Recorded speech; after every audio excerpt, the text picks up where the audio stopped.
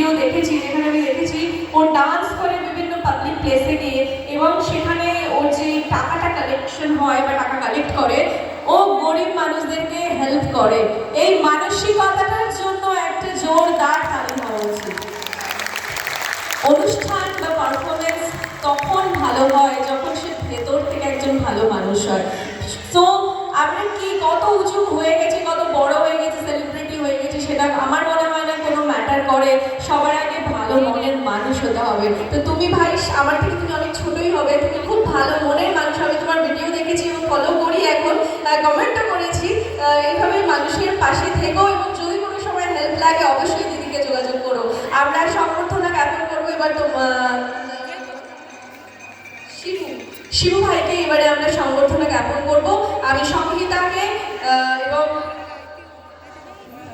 দীপেশ স্যারকে আমি মঞ্চে আসবার জন্য অনুরোধ জানাচ্ছি। দীপেশ স্যার এবং সংহিতা ম্যাডাম দুজনে মিলে সংবর্ধনা জ্ঞাপন করবে। শিবু স্যারকে একটা জোরদার তালি হবে। কথায় আছে, ভালোবাসা ভালোবাসে শুধু তাকে, ভালোবাসাকে ভালোবাসা দিয়ে বেঁধে যারা রাখে। সত্যি এই শিবু স্যারের স্টুডেন্টদের মধ্যে একটা খুব ভালো বন্ডিং রয়েছে এবং ভালোবাসাপূর্ণ সম্পর্ক রয়েছে। আমি ব্যাক স্টেজ থেকে সেটা ফলো করছিলাম। যখন উনি পারফর্ম করছিল, ওনার স্টুডেন্টরা ভীষণ এক্সাইটেড ছিল স্যারকে নিয়ে। তো এটা একতরফা ভালোবাসা দিয়ে হয় না, উনিও স্টুডেন্টদেরকে ভীষণ ভালোবাসা বোঝাই যাচ্ছে, এবং স্টুডেন্টরাও স্যারকে নিয়ে ভীষণ এক্সাইটেড ছিলেন।